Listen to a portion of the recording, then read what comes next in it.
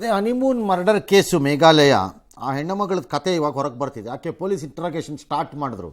ಅವಳೇನು ದೊಡ್ಡ hard ನಟ್ಟಲ್ಲ, crack ಮಾಡಿ ಒಡೆದಾಕದನ್ನು 10 ಪ್ರಶ್ನೆ ಕೇಳಿ 3 ಎವಿಡೆನ್ಸ್ ತೆಗೀತಿದ್ದಂಗೆ ಕೊಲ್ಯಾಪ್ಸ್ ಆಗೋಗಿದ್ದಾಳೆ ಅವಳು. ಅಷ್ಟೇ 3 ವಾಟ್ಸಪ್ಪು, 8 ಮೆಸೇಜು, 9 ಫೋನ್ ಕಾಲ್ ತೆಗೆದ್ರು ಪೊಲೀಸ್ನವರು. ಟಟಕ್ಕಂತ ಬಿದ್ಲು. ಹೌದು ನಾನೇ ಮಾಡಿದ್ದು ಅಂತ. ಒಂದು ವೇಳೆ ಅವರು ವಿಫಲರಾದರೆ ಸುಪಾರಿ ಕಿಲ್ಲರ್ಗಳು, ನಾನೇ ಅವನನ್ನು ಅದು ಯಾವುದೋ ಫೋಟೋ ತೆಗಿಯೋ ನೆಪದಲ್ಲಿ ಜಲಪಾತದ ಹತ್ರ ಕರ್ಕೊಂಡೋಗಿ ತಳ್ಳಿಬಿಟ್ಟು ಸಾಯಿಸಬೇಕು ತೀರ್ಮಾನ ಮಾಡಿದ್ದೆ ಅಂತ ಹೇಳಿದಾಳಂತೆ.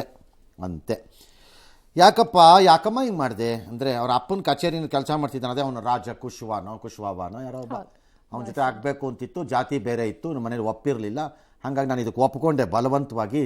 ಬಟ್ ಹೇಳಿದೆ ನಾನು, ಅವನು ಏನು ಮಾಡ್ತೀನಿ ಅಂತ ನೋಡ್ತಾ ಇರಿ, ನೀವೆಲ್ಲ ಅನುಭವಿಸ್ತೀರಿ ಅಂತ ಹೇಳಿದ್ದೆ ಅಂತಂದೇಳಂತೆ. ಅದಕ್ಕೆ ಆ ಕಡೆ ಇರೋರು ಈ ಕಡೆ ಇರೋರು ಹಂಗೇನು ಹೇಳಿದಾಳೋ ಬಿಟ್ಟಿದ್ದಾಳೋ ನಮಗಂತೂ ನೆನಪಿಲ್ಲ. ಬಟ್ ಅವಳು ಇತ್ತಿ ಮರ್ಡರ್ ಮಾಡ್ತಾಳೆ ಅಂತ ಯಾರೂ ಲೆಕ್ಕ ಹಾಕಲಿಲ್ಲಪ್ಪ ಅಂತ ಅವರು. ಈ ಮಧ್ಯೆ ಆಕೆ ಹೆಣ್ಣುಮಗಳ ಕುಟುಂಬ ಏನಿದೆ, ತಂದೆ ತಾಯಿ ಅಥವಾ ಅವಳ ತಮ್ಮ ಎಲ್ಲ, ಅವರು ಇವಳಿಗೂ ನಮಗೂ ಯಾವ ಸಂಬಂಧವೂ ಇಲ್ಲ, ಇಂತಹ ರಾಕ್ಷಸಿಗೆ ವರ್ತನೆ ಮಾಡಿದವಳನ್ನ ನಾವು ಕುಟುಂಬದಲ್ಲಿ ಇಟ್ಕೊಳ್ಳೋದು ಇಲ್ಲ, ನಾವು ಒಪ್ಕೊಳ್ಳೋದು ಇಲ್ಲ ಅಂತೇಳಿ ಅವ್ರೋಗಿ ಕ್ಷಮೆ ಕೇಳ್ಬಿಟ್ಟಿದ್ದಾರೆ ಗಂಡಿನ ಕಡೆಯವ್ರದ್ದು. ದಯವಿಟ್ಟು ನಮ್ಮನ್ನು ಕ್ಷಮಿಸ್ಬಿಡಿ, ನಮ್ಮಿಂದಾನೇ ಆಯ್ತಿದು ಅಂತ ಕೇಳ್ಬಿಟ್ಟಿದ್ದಾರೆ. ಇಲ್ಲಿಗೆ ನಿಂತಿದೆ ಆ ಕತೆ. ಇನ್ನು ಗಾಯಕಿ ಮಂಗ್ಲಿಗೆ ತಮ್ಮ ಬರ್ಡೇ ಪಾರ್ಟಿಯೇ ಸಂಕಷ್ಟವನ್ನ ತಂದಿದೆ. ನಿನ್ನೆ ರಾತ್ರಿ ತೆಲಂಗಾಣದ ರಂಗಾರೆಡ್ಡಿ ಜಿಲ್ಲೆಯ ಖಾಸಗಿ ರೆಸಾರ್ಟ್ನಲ್ಲಿ ಅವರು ಬರ್ಡೇ ಪಾರ್ಟಿ ಮಾಡಿದ್ದಾರೆ. ಈ ವೇಳೆ ಚೆವೆಲ್ಲಾಠಾಣೆ ಪೊಲೀಸರು ದಾಳಿ ನಡೆಸಿ ಹಲವರನ್ನ ಮೆಡಿಕಲ್ ಟೆಸ್ಟ್ಗೆ ಒಳಪಡಿಸಿದ್ದಾರೆ. ಈ ವೇಳೆ 9 ಜನ ಮಾದಕ ದ್ರವ್ಯ ಸೇವನೆ ಮಾಡಿರೋದು ಪತ್ತೆಯಾಗಿದೆ. ಬೆನ್ನಲ್ಲೇ ಮಂಗ್ಲಿ ರೆಸಾರ್ಟ್ ಮ್ಯಾನೇಜರ್ ಸೇರಿ 4 ಜನರ ಮೇಲೆ ಕೇಸ್ ದಾಖಲಾಗಿದೆ. ಪೊಲೀಸರು ತನಿಖೆ ನಡೆಸುತ್ತಿದ್ದಾರೆ. ಏನು ಮಾಡೋಕ್ಕಾಗತ್ತೆ, ಕೆಲವು ಸರಿ ಮೇಲಕ್ಕೆ ಸಮಾಜದಲ್ಲಿ ಹೋದಂತೆಲ್ಲ ಹಾರಾಡಬೇಕು, ತೇಲಾಡಬೇಕು, ಹಾಗನ್ಸುತ್ತಾ? ಹಾಗಿರುತ್ತೆ ಕೆಲವು. ಅಮೆರಿಕದ ಅಧ್ಯಕ್ಷ ಡೊನಾಲ್ಡ್ ಟ್ರಂಪ್ ವಲಸೆ ನೀತಿ ಖಂಡಿಸಿ 5 ದಿನದಿಂದ ಲಾಸ್ ಏಂಜಲೀಸಲ್ಲಿ ಸಿಕ್ಕಾಪಟ್ಟೆ ಪ್ರತಿಭಟನೆ ನಡೀತಿದೆ. ಅದು ಬೇರೆ ಊರುಗಳಿಗೂ ಹೋಗಿದೆ, ಲೈಕ್ ಬಾಸ್ಟನ್, ನ್ಯೂಯಾರ್ಕ್, ತುಂಬ ನಗರಗಳಿಗೂ ಹೋಗಿದೆ. ಜನ ಅಂಗಡಿಗಳಿಗೆಲ್ಲ ನುಗ್ಗೋದು, ಎತ್ಕೊಂಡೋಗೋದು, ಪದಾರ್ಥನ ಎಲ್ಲ ಮಾಡಿದ್ದಾರೆ. ಕರ್ಫ್ಯೂ ಎಲ್ಲ ಹಾಕಿದ್ದಾರೆ. 2,000 ಸೈನಿಕರನ್ನು ನಿಯೋಜಿಸಿದ್ದಾರೆ. ಟ್ರಂಪ್ ನಡೆಗೆ ಅಲ್ಲಿಯ ಗವರ್ನರೆಲ್ಲ ಆಕ್ಷೇಪ ವ್ಯಕ್ತಪಡಿಸಿ, ನೀನು ಮಾಡ್ತಿರೋ ಕೆಲಸದಿಂದ ದೇಶಕ್ಕೆ ಬೆಂಕಿ ಬೀಳ್ತಾ ಇದೆ ಅಂತೆಲ್ಲ ಅವರೆಲ್ಲ ಹೇಳಿದ್ದಾರೆ. ಅದೆಲ್ಲ ಏನು ತೊಂದರೆ ಇಲ್ಲ, ಟ್ರಂಪ್ ಹತ್ರ ಇವೆಲ್ಲ ನಡೆಯಲ್ಲ. ಯಾಕಂದರೆ ಟ್ರಂಪೇ, ಅವ್ರು ಇಷ್ಟ ಬಂದಂಗೆ ಅವ್ರು ಮಾಡಿದ್ದು ಸರಿ ಅಷ್ಟೇ, ಬೇರೆಯವ್ರು ಮಾಡಿದ್ದು ತಪ್ಪು. ಇಂಡಿಯಾಲೆಲ್ಲರೂ ಇದೊಂದು ಆಗ್ಬಿಡ್ಬೇಕಾಗಿತ್ತು. ತಗೊಳಪ್ಪ, ಅಮೆರಿಕದ ಮಾಧ್ಯಮಗಳು, ಯುರೋಪಿನ ಮಾಧ್ಯಮಗಳಿಗೆ, ಏನು ಫಾರಿನ್ ಮಾಧ್ಯಮಗಳಿಗೆ ಬಾ ಹಾಲು ಕುಡ್ದಂಗೆ ಸಂತೋಷ. Look it India, is it democracy, dictatorship ಅನ್ಕೊಂಡು ಸ್ಟಾರ್ಟ್ ಮಾಡಿರೋವು. ಈಗ ನಿಮ್ಮದೇನು ಬುರುಡೆಗಳದ್ದು. ಈ ಮಧ್ಯದಲ್ಲಿ ಅಮೆರಿಕ ಮಾಡಿರೋ ಅನಾಹುತ ಏನು ಅಂದರೆ, ಯಾವ ದೇಶ ಪಾಕಿಸ್ತಾನ ಈ ಭಯೋತ್ಪಾದನೆಯನ್ನು ಮಾಡ್ತಾ ಇದೆಯೋ ಆ ದೇಶದ ಜೊತೆ ಸಂಬಂಧವನ್ನು ಕಡ್ಕೊಳ್ಳೋಕ್ಕಾಗಲ್ಲ. ಅವರು ಅದ್ಭುತವಾದ ನಮ್ಮ ಗೆಳೆಯರು ಭಯೋತ್ಪಾದನೆ ವಿರುದ್ಧ ಹೋರಾಡೋದ್ರಲ್ಲಿ ಅಂತ ಹೇಳಿದ್ದಾನೆ ಅಲ್ಲಿಯ ಟಾಪ್ ಜನರಲ್ಲು, ಎಲ್ಲಿ ಸೆನೆಟ್ ಕಮಿಟಿ ಮುಂದೆ. ಈ ಮಧ್ಯೆ ಟ್ರಂಪು ಆ ಮುನೀರ್ ಇದಾನಲ್ಲ, ಅವನು ಈ ಪಹಲ್ಗಾಮ್ ಮಾಡಿಸ್ದವನು, ಅವನಿಗೆ ವೈಟ್ ಹೌಸಲ್ಲಿ ಊಟ ಹಾಕಿಸ್ತಿದ್ದಾನೆ. ಆರ್ಮಿ ಡೇ 14ನೇ ತಾರೀಕೇನೋ ನಡೆಯುತ್ತೆ, ಅದಕ್ಕೆ ಅವನನ್ನು ಕರೆದಿದ್ದಾರೆ. ಇಂಥ ದೇಶನ ನಮ್ಮ ಸಾಹೇಬ ನಂಬಿಕೊಂಡು ಇರ್ತಾನಂತೆ, ಗೆಳೆಯ. ಎಸ್.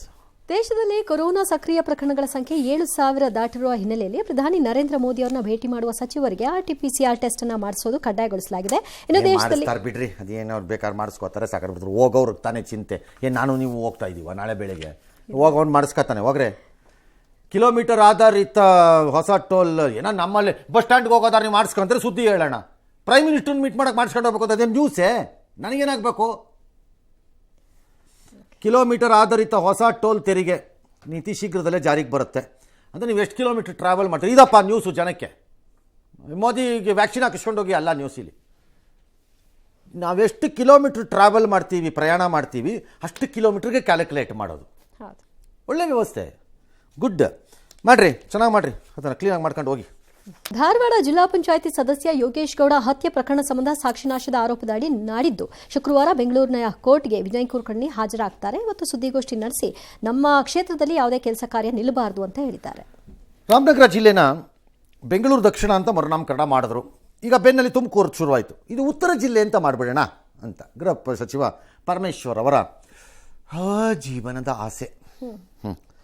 ಆಮೇಲೆ ಅದೆಲ್ಲ ವ್ಯತ್ಯಾಸ ಇರುತ್ತೆ ನೋಡಿ, ಬೆಂಗಳೂರನ್ನ ಕರೆಯೋಕ್ಕೂ ಬೆಂಗಳೂರು ಉತ್ತರ ಜಿಲ್ಲೆ ಅಂತ ಕರೆಯೋಕ್ಕೂ ಚೆನ್ನಾಗಿರುತ್ತೆ. ಅವ್ರು ಯಾರು CT ರವಿ ಮಾತಾಡಿ ಕೆಂಪೇಗೌಡರು ಬೆಂದಕಾಳವ್ರನ್ನ ಹಳ್ಳಿನೇ ಬ್ರ್ಯಾಂಡ್ ಮಾಡಿದ್ರು. ಈಗ ತುಮಕೂರನ್ನ ಬೆಳೆಸೋಕ್ಕಾಗಲ್ಲ, ಹಾಗಾಗಿ ಇವರು ಅದರ ಹೆಸರಲ್ಲಿ ಬೇಳೆ ಬೇಯಿಸ್ಕೋತಾರೆ ಅಂತ. ಸೇಮ್ ರಾಮನಗರನೂ. ನನ್ನದೊಂದು ಸಜೆಷನ್ ಇದೆಯಪ್ಪ, ನೀವು ಒಪ್ಕೋಬೇಕು ಅಂತಿಲ್ಲಪ್ಪ ಯಾರೂ. ಏನು ಸರ್ ಅದು? ಕರ್ನಾಟಕನೇ ಬೆಂಗಳೂರು ಅಂತ ಕರೆದ್ರೆ ಏನಾಗುತ್ತೆ? ಎಲ್ಲರೂ ನೋಡ್ಬೋದು, ಎಲ್ರಿಗೂ ಪ್ರಾಬ್ಲಮ್ ಸಾಲ್ವ್ಡ್, ಎಲ್ರಿಗೂ ಅನುಕೂಲ ಆಗುತ್ತೆ. ಹಾಂ, ಏನಾಗುತ್ತೆ? ದಕ್ಷಿಣ ಬೆಂಗಳೂರು, ಉತ್ತರ ಬೆಂಗಳೂರು, ಪೂರ್ವ ಬೆಂಗಳೂರು, ಪಶ್ಚಿಮ ಬೆಂಗಳೂರು ಅಂತ 4 ಭಾಗದಲ್ಲಿ ಕರೆದ್ಬಿಟ್ರೆ ಆಗೋಯ್ತಪ್ಪ. ಕರ್ನಾಟಕ ಅಂತ ಯಾಕೆ ಕರಿಬೇಕು? ಹೆಂಗಿದೆ ಐಡಿಯಾ?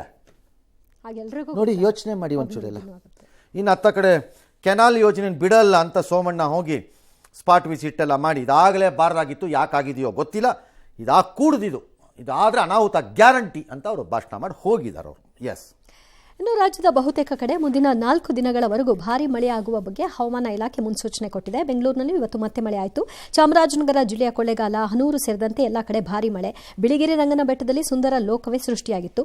ಮಂಡ್ಯ ನಗರದ ಬಿಎಸ್ಎನ್ಎಲ್ ಕಚೇರಿ ಬಳಿ ರಸ್ತೆಯಲ್ಲಿ ಹೆಚ್ಚು ನೀರು ನಿಂತ ಹಿನ್ನೆಲೆ ಚರಂಡಿಗೆ ಕಾರ್ ಉರುಳಿತ್ತು. ಇನ್ನು ಹಾಸನ ಜಿಲ್ಲೆಯ ಹಲವು ಕಡೆ ಮಳೆಯಾಗಿದೆ. ಕೊಪ್ಪಳ ಜಿಲ್ಲೆಯ ಕೆಲವೆಡೆ ಜಿಟಿ ಮಳೆಯಾಗಿದೆ. ರಾಯಚೂರಿನ ಲಿಂಗಸಗೂರಿನಲ್ಲಿ 101 ಬಾಗಿಲುಗಳುಳ್ಳ 160 ವರ್ಷದ ಐತಿಹಾಸಿಕ ಕಟ್ಟಡ ಭಾಗಶಃ ಕುಸಿದು ಬಿದ್ದಿದೆ. ಜೋರು ಮಳೆಗೆ ಜಿಲ್ಲೆಯ ಮಸ್ಕಿ ತಾಲೂಕಿನ ವೆಂಕಟಾಪುರ ಗ್ರಾಮದ ಮುಖ್ಯ ರಸ್ತೆ ಕುಸಿದಿದ್ದು, ಜೀವ ಭಯದಲ್ಲೇ ಪ್ರಯಾಣಿಕರು ಸಂಚರಿಸಬೇಕಾದಂತಹ ಅನಿವಾರ್ಯ ಸ್ಥಿತಿ.